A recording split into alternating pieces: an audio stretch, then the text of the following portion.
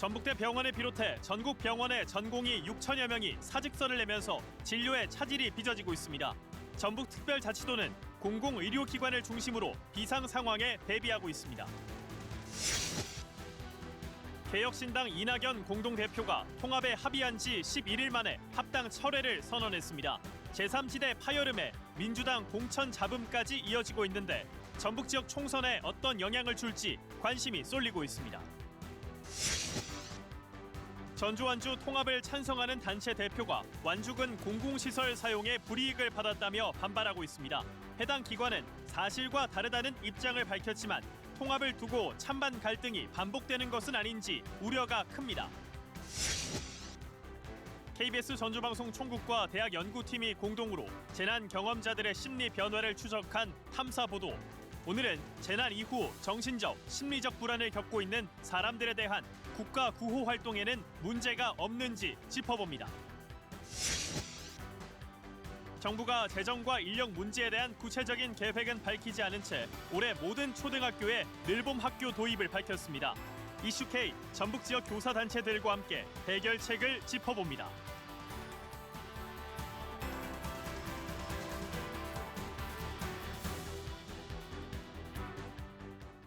시청자 여러분 안녕하십니까? 전북 7시 뉴스입니다. 의대 정원 확대에 반대하는 전공의들의 집단 행동이 갈수록 확산하고 있습니다. 전북대 병원 전공의들도 집단으로 사직서를 내고 진료를 중단하면서 지역 의료 공백 우려가 현실이 됐습니다. 첫 소식 박홍 기자입니다. 전북대학교 병원 출입문에 전공의들의 근무 중단을 알리는 안내문이 게시됐습니다. 전북대 병원 소속 전공의 189명 가운데 162명이 사직서를 내고 진료를 멈췄습니다. 주로 수술 보조와 입원 환자 관리 업무를 맡는 전공의들이 현장을 떠나자 의료 공백은 눈앞에 현실이 됐습니다.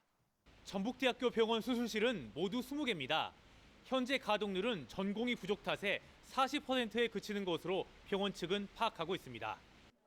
또 응급의료센터에도 전공의가 나오지 않다 보니 전문의들을 긴급 투입해 중증 환자 위주로 대처하고 있습니다. 당장 외래 진료까지 차질이 일어나지는 않고 있지만 환자들은 불안한 마음을 감추지 못합니다. 종합병원은 대기 시간이 길잖아요. 진짜 막 총각 다투는 경우도 많은데 거기서 만약에 이렇게 했다 그러면은 더 딜레이 되면은 그 환자들 진짜 아픈 건 어떻게 어디 가서 말할 수도 없고. 이 밖에도 원광대병원 전공의 80명이 진료를 중단했고 예수병원 전공의 77명 가운데 27명이 사직서를 제출했습니다. 대형 의료시설이 많지 않은 전북에서 의료 공백이 장기화한다면 위급 중증 환자 대응에 차질이 커질 수밖에 없습니다. 환자의 곁에서 진료를 보는 분들이 먼저 행동을 보이는 거는 저는 옳지 않다고 생각을 합니다. 순서가 잘못됐고 방법도 잘못됐다는 말씀 조심스럽게 드립니다. 전북도는 비상진료 대책 상황실을 대책본부로 확대 운영하고 공공의료기관의 진료 시간을 연장할 방침입니다. KBS 뉴스 박공입니다. 정부의 의대 증원 계획에 반발해 전북대학교 의대생들도 동맹 휴학에 참여하기로 했습니다. 전북대 의과대학 재학생 669명 가운데 646명은 오늘 휴학을 신청했습니다. 전북대학교는 일반 휴학 기준에 맞는지 확인할 방침입니다. 이와 관련해 전국 40개 의과대학 대표들은 공동 성명서를 내고 의대 증원 탓에 제대로 교육받지 못할 후배를 보호하기 위해 동맹 휴학계 제출을 시작한다고 밝혔습니다. 예고됐던 대형병원 전공의들의 집단 사직과 근무 중단으로 곳곳에서 진료에 차질이 빚어지고 있습니다. 사직서를 제출한 전공의만 6,000명, 근무를 중단한 전공의도 1,600명이 넘습니다. 이 소식은 김민혁 기자입니다. 중앙사고수습본부가 주요 100곳의 수련병원을 점검한 결과 어젯밤 11시 기준 사직서를 제출한 전공의는 6,415명으로 확인됐습니다. 해당 병원 소속 전공의의 55%에 달하는 수준입니다. 이 가운데 1,630명은 근무지를 이탈한 것도 확인됐습니다. 다만 복지부가 전국 수련병원에 내린 집단 사직서 수리 금지 명령에 따라 실제 사직서가 수리된 곳은 없는 것으로 나타났습니다. 또 10개 수련병원 현장 점검에서 757명의 전공의가 출근하지 않은 사실도 확인됐습니다. 이 가운데 728명에 대해 정부는 업무 개시 명령을 발령했습니다. 잇따른 전공의들의 집단 행동에 진료 차질은 현실화됐습니다. 어제 오후 6시 기준 피해 상담 사례는 34건, 이 중 수술 취소가 25건에 이르는 것으로 집계됐습니다. 복지부는 진료 차질 현실화에 심각한 우려를 표한다며 전공의들이 환자 곁으로 돌아가 달라고 밝혔습니다. 정부의 명령을 회피하고 법적 제재를 피하는 법률 공부에 열을 올릴 때가 아니라 여러분이 배운 의술로 사람을 살리는 일을 해야 할 때입니다. 보건의료노조도 의료 현장에서 심각한 진료 차질이 빚어지고 있다며 정상 진료에 복귀해달라고 촉구했습니다. 의대생들의 집단 휴학계 제출도 이어졌습니다. 교육부가 전국 40개 의과대학을 상대로 파악한 결과 7개 학교에서 1,133명이 휴학을 신청했습니다. 이 가운데 4명이 군 휴학과 개인 사유 등으로 휴학을 승인받았습니다. 수업 거부 등 단체 행동이 확인된 곳은 7개 학교로 확인됐습니다. 교육부는 학생들의 단체 행동에 대해 학칙에 따라 엄격히 관리해 줄 것을 각 학교에 당부했습니다. KBS 뉴스 김민혁입니다. 이어서 정치권 소식입니다. 제3지대 여러 세력들이 모인 개혁신당과 합당이 합의했던 이낙연 대표가 합의 11일 만에 결별을 선언했습니다. 이 대표는 새로운 미래로 돌아가 당을 재정비하고 선거 체제를 신속히 갖추겠다고 밝혔습니다. 김영은 기자입니다. 제3지대 여러 세력들과 함께 개혁신당으로의 통합에 참여했던 이낙연 공동대표가 이준석 대표의 개혁신당과 통합을 파기했습니다. 통합 선언 11일 만에 결별을 선언한 겁니다. 이준석 공동대표에게 선거에 전권을 주는 안건을 최고위원회 표결로 강행한 것 등을 이유로 들었습니다. 통합의 유지도 위협받게 됐습니다. 더구나 그들은 통합을 깨거나 저를 지우기로 일찍부터 기획했던 것으로 보입니다. 이낙연 대표는 부실한 통합 결정이 부끄러운 결말을 낳았다며 사과했습니다. 이준석 개혁신당 대표도 참담한 마음으로 국민에게 사과드린다고 말했습니다. 국민께 겸허한 저에 대한 성찰의 말씀을 올리겠습니다. 개혁신당은 양질의 정책과 분명한 메시지로 증명하겠습니다. 새로운 미래를 제외한 나머지 세력은 개혁신당 내 통합을 유지한다고 밝혔습니다. 더불어민주당에선 재선의 박용진 의원이 하위 10% 통보를 받았다면서 당에 남아 승리할 것이고 재심을 신청하겠다고 말했습니다. 박 의원은 서울 강북을에서 친명계 정봉주 당교육연수원장 등과 경쟁하고 있습니다. 국민의힘에선 박진 전 외교부 장관이 당내 험지로 분류되는 서울 서대문 을에 출마해달라는 당의 요청을 받아들였습니다. 박 전 장관은 서울 수복을 위해 기득권을 버리고 헌신하겠다고 밝혔습니다. 국회 교섭단체 대표 연설에는 홍익표 더불어민주당 원내대표가 나서 저출생 대책 마련 등 여야의 협업을 강조했습니다. 내일은 국민의힘 윤재옥 원내대표가 대표 연설을 합니다. KBS 뉴스 김영은입니다. 앞서 보신 것처럼 민주당 내 공천 갈등이 표면화하고 있습니다. 경선이 진행 중인 익산 갑을 제외하고 공천 방식과 경선 일정을 잡지 못한 전북에 어떤 영향을 미칠지도 관심인데요. 여기에 개혁신당 두 대표가 결별하고 각자 선거를 치르기로 하면서 전북 지역 총선에 어떤 영향을 줄지도 관심이 쏠리고 있습니다. 안태성 기자입니다. 전북이 지역구는 아니지만 고향을 위해 금융중심지 지정에 누구보다 앞장서왔던 민주당 비명계인 박용진 의원. 지난 대선 때에는 후보 경선에 나설 만큼 당 안팎에서 왕성한 활동을 해왔습니다. 하지만 총선 공천을 앞두고 경선 득표의 30%를 깎는 현역 의원 평가 하위 10% 이하에 들면서 서울, 강북을 3선 도전이 쉽지 않게 됐습니다. 박 의원은 평가 결과를 받아들일 수 없다며 재심을 신청하겠다고 밝혔습니다. 저는 단 한 번도 권력에 줄서지 않았고 계파 정치, 패거리 정치에 몸담지 않았습니다.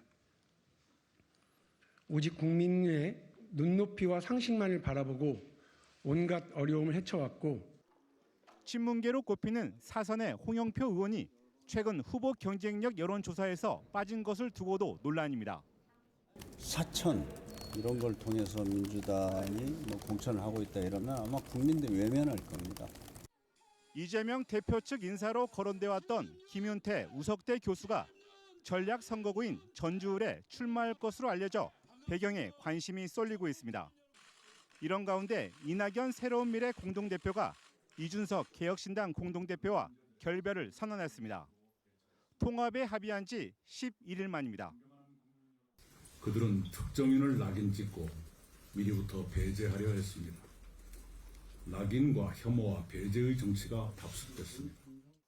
한편 정동영 민주당 전주병 예비후보는 당에서 험지 재배치를 검토하고 있다는 일부 언론 보도와 관련해 전혀 근거 없는 낭설이라고 일축하며 폐색이 짙은 쪽에서 흑색 선전과 음해가 난무하는 게 정치판이라고 말했습니다.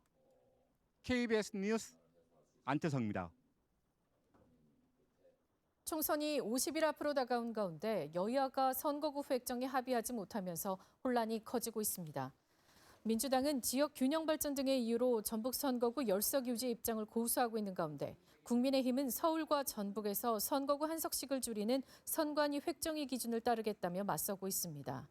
오는 29일 임시국회 마지막 본회의에도 선거구 획정안을 상정하지 못하면 선거 39일 전에서야 선거구를 정했던 지난 총선보다도 더 늦어질 가능성이 큽니다. 대법원에서 최종 승소한 강제동원 피해자 유족이 법원에 공탁된 일본 기업의 돈을 받았습니다. 피해자 측이 일본 강제동원 기업의 돈을 직접 받은 첫 사례입니다. 최민영 기자입니다. 일본 기업 히타치 조센이 한국 법원에 맡긴 돈 6천만 원이 강제동원 피해자 이모 씨의 유족에게 전달됐습니다. 일본 강제동원 기업의 돈이 강제동원 피해자 측에 전달된 첫 번째 사례입니다. 이 씨는 2014년 11월 히타치 조센 주식회사를 상대로 손해배상 청구 소송을 냈습니다. 1심과 2심 재판부는 히타치 조센이 이 씨에게 5천만 원과 지연 손해금을 지급해야 한다고 판결했습니다. 항소심까지 패소하자 일본 기업 측은 배상금 강제집행 정지를 청구하면서 담보 성격으로 6천만 원을 법원에 공탁했습니다. 이는 일본 강제동원 기업이 한국 법원에 돈을 낸 유일한 사례로 알려져 있습니다. 대법원은 지난해 12월 이 씨의 승소를 확정했고 이후 이 씨 측은 공탁금을 배상금으로 받기 위한 절차를 밟았습니다. 먼저 이 씨 측이 채권자로서 해당 금액을 압류 추심할 수 있다는 결정이 지난 1월 서울중앙지법에서 나왔습니다. 이를 토대로 지난 8일 서울고등법원에서 담보 취소 결정까지 받아냈습니다. 이후 법원에 공탁금 출급 신청을 한 것이 받아들여지면서 6천만 원을 실제로 수령하게 된 겁니다. 이 씨 측 법률 대리인은 일본 기업이 자발적으로 낸 돈이 강제징용 피해자에게 전달된 건 이번이 처음이고 일부에 대한 사실상의 배상이 일본 기업에 의해 이뤄진다는 점에서 의미가 있다는 입장을 밝혔습니다. 이 소송은 2019년 3월 이 씨가 세상을 떠난 뒤 이 씨의 자녀들이 이어받아 계속 진행해 왔습니다. KBS 뉴스 최민영입니다. 완주 지역에서 활동하는 전주완주 통합 찬성단체 대표가 행정복지센터 강의실을 쓸 수 없게 됐다고 반발하고 있습니다. 센터 측은 운영상의 어려움 때문에 해당 강의실을 쓰지 못하게 한 것이 통합과는 무관하다는 입장인데요. 찬반 갈등을 반복하는 것이 아니냐는 우려를 낳고 있습니다. 한주연 기자입니다. 완주군 용진읍 행정복지센터 2층에 있는 중회의실. 지역민을 대상으로 일주일에 한 번씩 프로그램을 운영하던 완주문화대학은 최근 용진읍으로부터 이 공간을 쓰지 말라는 통보를 받았다고 밝혔습니다. 완주문화대학 이사장은 자신이 완주 지역에서 전주 완주 통합에 찬성하는 단체 대표이기 때문에 이런 일이 벌어진 것이라며 강하게 반발하고 있습니다. 다른 단체는 다 하라고 그러고 유독히 왜 완주 문화대학을 못 오게 합니까? 그 이유가 닿지 않지요. 이 공공 건물은 누구나 주민이 다 쓸 수가 있는 권한이 있습니다. 이에 대해 용진읍은 통합 찬반과는 무관하게 청사 운영에 어려움이 있어 사용하지 못하게 한 것이라고 설명했습니다. 장기적이고 고정적으로 쓰게 하는 거에 대한 어려움이 있어서 그렇게 말씀을 드린 것이지 그게 찬성하고 반대하고 이런 거하고는 무관합니다. 통합 찬성 단체들은 주민투표를 위한 서명운동을 4월 총선 이후에 다시 진행할 예정입니다. 최근 이루어진 여론조사에서는 10여 년 전 주민투표 때와 비슷한 수치로 반대 의견이 우세한 것으로 나타난 가운데 완주 전주 통합 찬반을 둘러싼 갈등이 재현되는 것 아니냐는 우려가 커지고 있습니다. KBS 뉴스 한주연입니다. 전주 지역 음식물 쓰레기 등을 처리하는 전주 리사이클링 주간 운영사 변경을 둘러싸고 갈등이 이어지고 있습니다. 민주노총 공공운수노조와 한승우 전주시 의원은 기자회견을 열어 전주시가 요건을 갖추지 못한 업체를 리사이클링 타운 주간 운영사로 승인한 것은 편법이자 불법이라며 감사원에 감사를 청구하겠다고 밝혔습니다. 앞서 리사이클링 타운 근로자들도 기자회견을 열어 주간 운영사에 아무 문제가 없는데도 민주노총 노조원들이 무리한 요구를 하며 시민과 다른 직원들에게 피해를 주고 있다고 비판하는 등 갈등이 깊어지고 있습니다. 한빛원전 1, 2호기 수명 연장과 관련해 탈핵단체가 오늘 전북도청에서 기자회견을 열고 방사선 환경영향평가서 초안에 주민 공람 철회를 촉구했습니다. 한빛 핵발전소 대응 호남권 공동행동은 한소원이 행정소송을 제기한 뒤 부안군이 공람을 시작했지만 전문 용어로 된 수백 쪽짜리 초안을 읽고 의견을 내라는 것은 주민들에게 불가능한 일을 강요하는 셈이라고 주장했습니다. 한빛원전 주변 지자체 6곳 가운데 부안과 영광 등 4곳은 주민 공람을 하고 있거나 했으며 고창과 한평 2곳은 한소원의 내용 보완을 요청하며 공람을 보류하고 있습니다.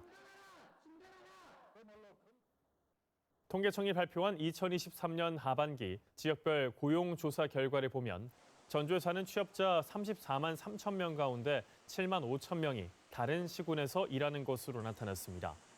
전주시 근무지 기준 취업자는 29만 3천 명으로 거주지 기준 취업자보다 5만 명 적어 전국에서 경기도 수원시에 이어 두 번째로 적었습니다. 반면 완주군은 근무지 기준 취업자가 거주지 기준 취업자보다 1만 3천 명, 김제시는 1만 1,000명 더 많았습니다.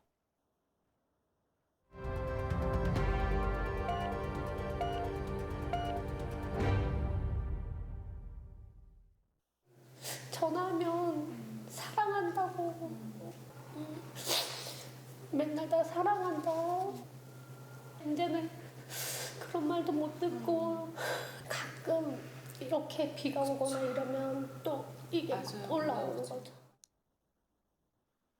지난해 여름 오송 지하차도 참사로 가족을 잃은 여성의 고백입니다.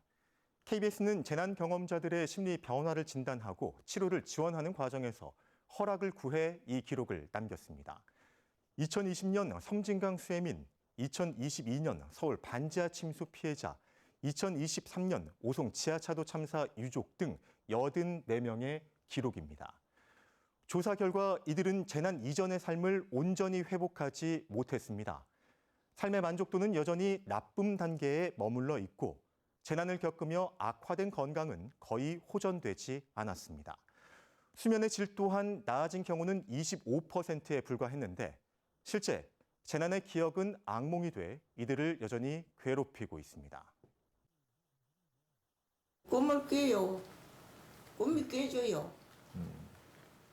아 무섭지요. 이게 부산가 우리 동생이 비만 많이 오면 전화를 해요. 외상 후 스트레스 장애를 경험한 비율은 전체 가운데 80%에 달했고 10.7%는 자살을 고민했던 것으로 나타났습니다. 심리 불안을 달래기 위해 술이나 담배에 의존하는 경향도 나타납니다. 특히 취재진과 연구팀이 주목한 결과가 있습니다.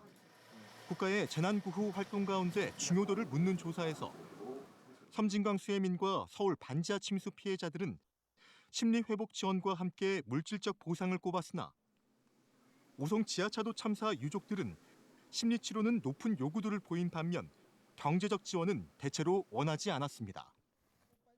목숨값을 먼저 계산하는 지금의 재난구호 시스템에 강한 거부감을 드러낸 결과입니다.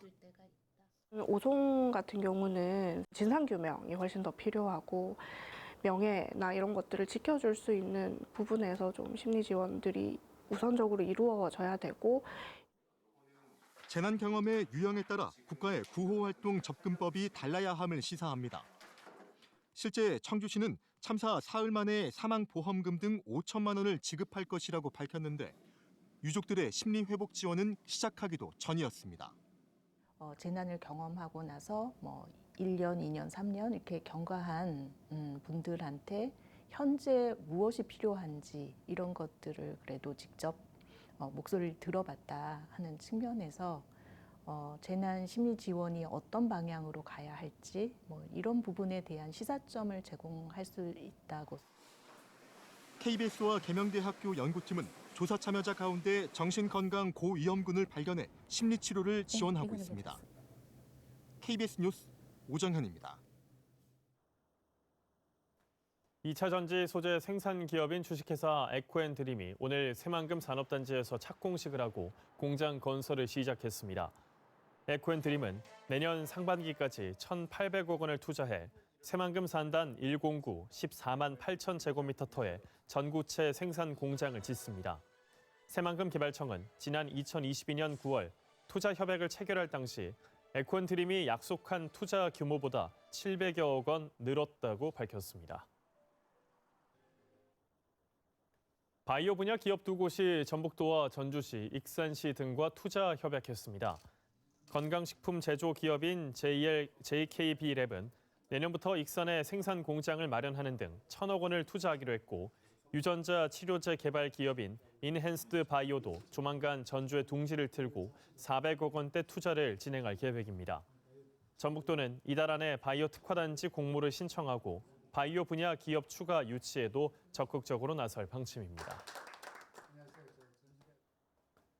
전북교육청이 소규모 학교의 학생 감소에 대응하기 위해 3곳 이상 폐교 위기 학교를 하나로 묶는 이른바 거점형 학교를 추진합니다.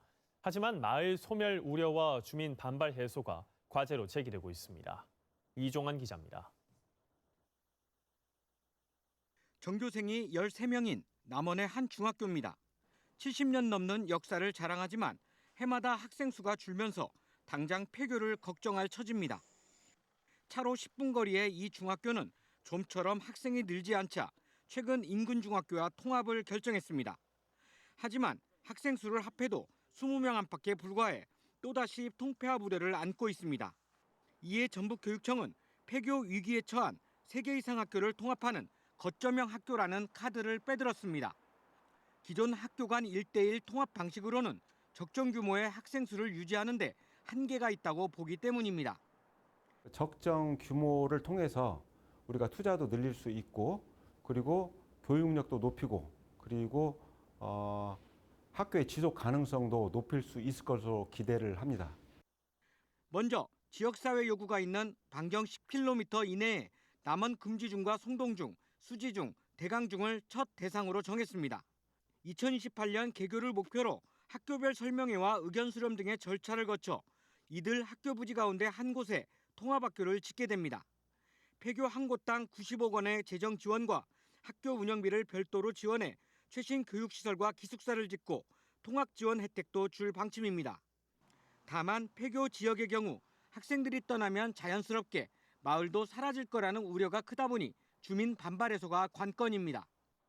이대로 둘 경우에 서남권의 학교가 하나도 남지 않는 그런 상황이 발생이 됐을 때 결국은 교육 여건 악화가 지역 소멸까지 불러일으킬 수 있다는 우려에 대한 것을 이해를 시키는 것이 소규모 학교의 위기 극복을 위해 추진하는 거점형 학교가 성공할 수 있을지 지역사회와 교육계가 주목하고 있습니다. KBS 뉴스 이종환입니다.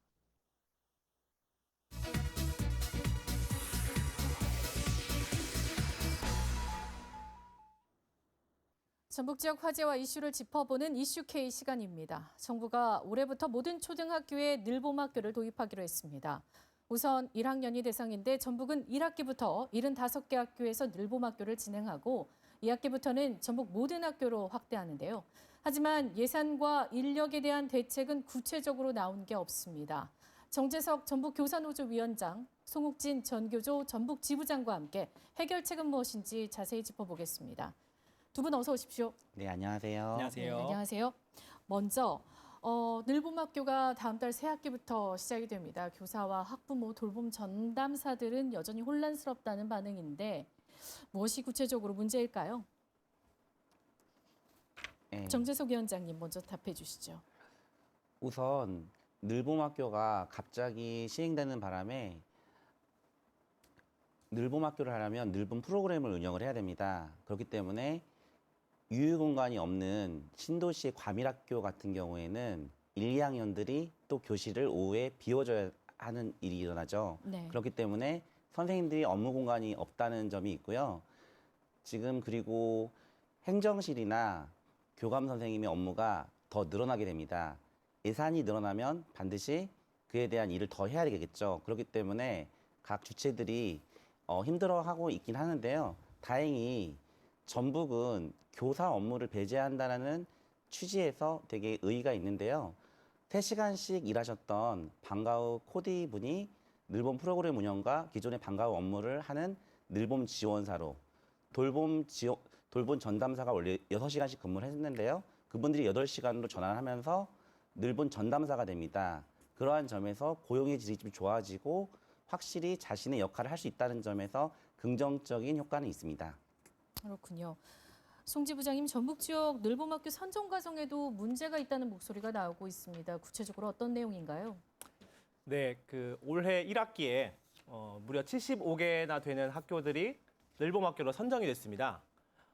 다수의 지역에 있는 지원청들이 몇 개 학교를 이렇게 찍었고요. 해당 장학사들이 담당자와 관리자에게 전화해서 사업이 선정돼야 됨을 거의 반강제적으로 밀어붙이기로 좀 진행되면서 각 학교에 있는 구성원들이 상당히 당혹스러워하고 있는 상황이고요.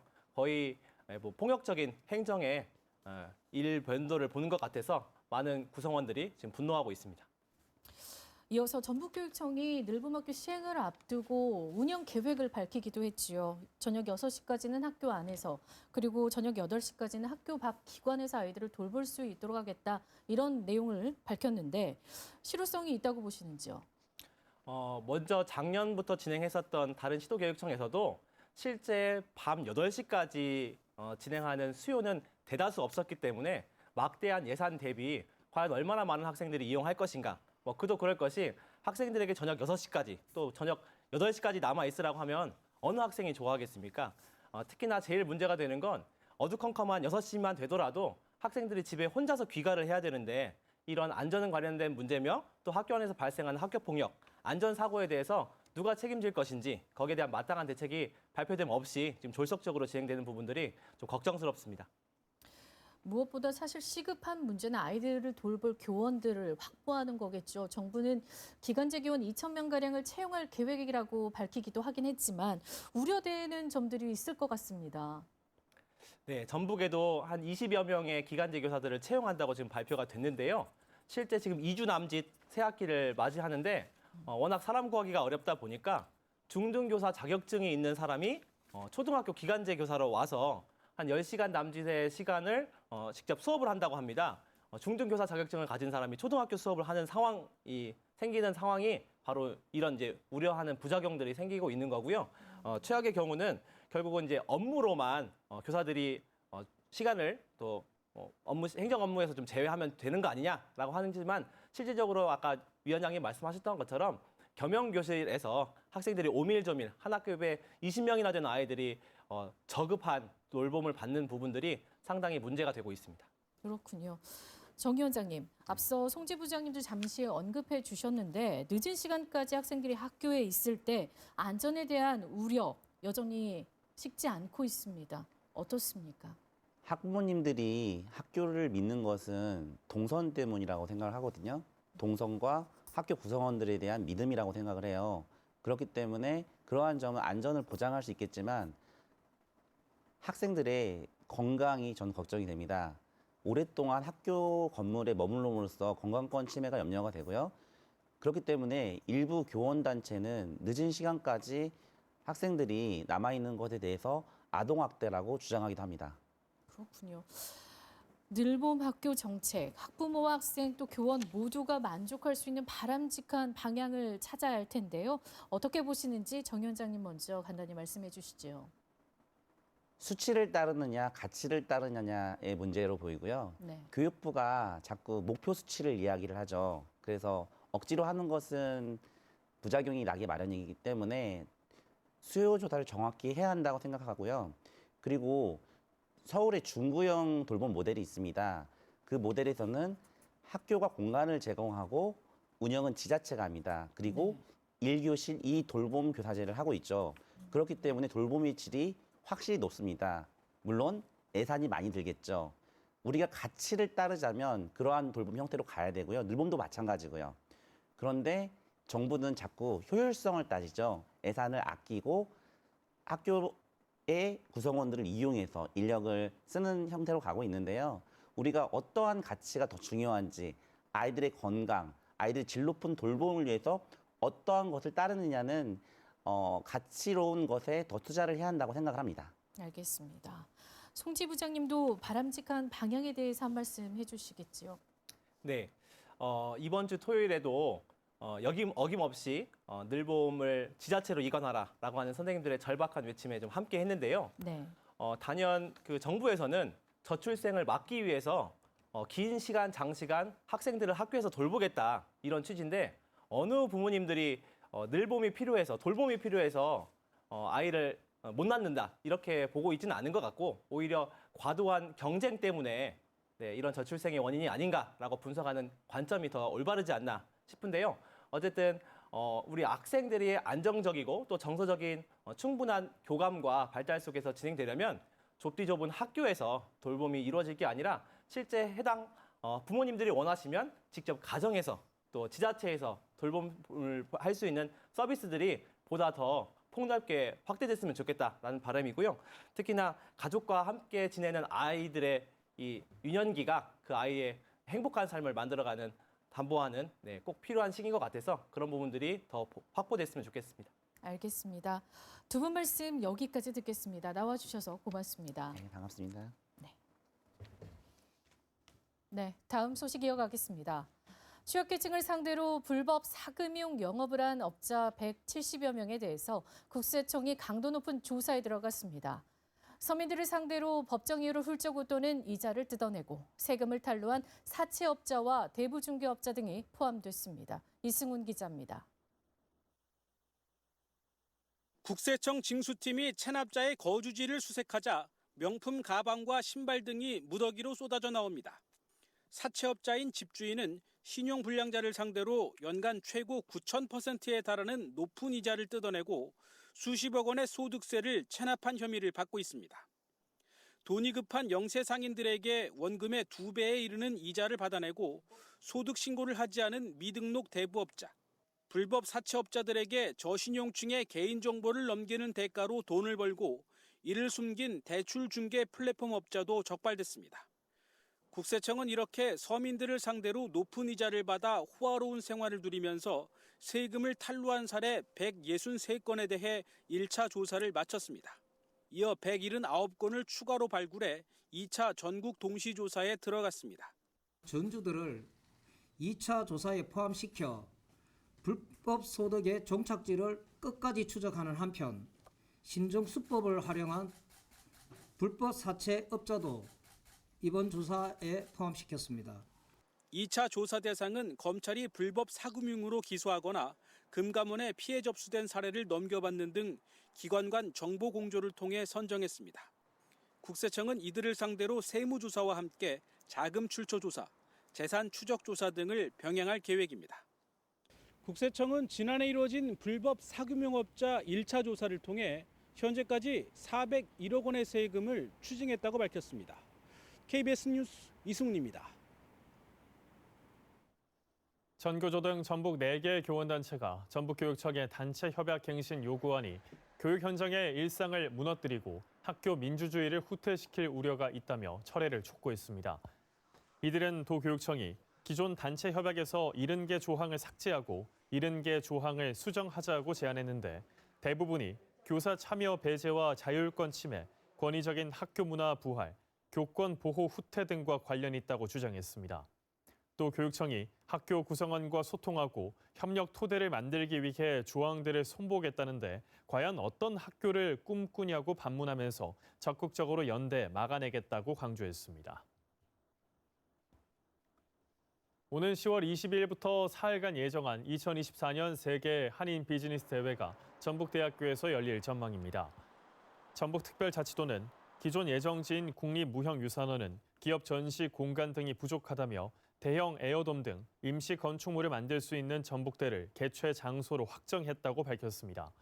또 전북대 삼성문화회관과 진수당, 국제컨벤션센터 등의 재외동포 기업인 등 4천여 명이 참가하는 국제 행사가 펼쳐지면 지역 대학생들의 견문 확대도 기대된다고 덧붙였습니다. 21대 총선이 이제 50일 앞으로 다가왔습니다. 주요 정당마다 공천 작업이 한창이지만 선거구 획정은 여전히 결론을 내지 못하고 있습니다. 오늘 밤 생방송 심층 토론에서는 언론사가 최근 발표한 여론조사 결과를 토대로 전북의 총선 구도를 분석해 봅니다. 오늘 새벽 5시쯤 정읍시 소성면의 한 재활용 업체에서 불이 나 5시간여 만에 꺼졌습니다. 공장 3개동과 세척 설비 등이 타면서 소방서 추산 2억 5천만 원의 재산 피해가 났습니다. 불이 났을 당시 폐그물과 폐비닐 등 가연성 물질이 쌓여 진화에 어려움을 겪었습니다. 경찰과 소방당국은 폐어망 보관 창고에서 불이 시작된 것으로 보고 내일 합동 감식을 통해 정확한 화재 원인을 조사할 예정입니다.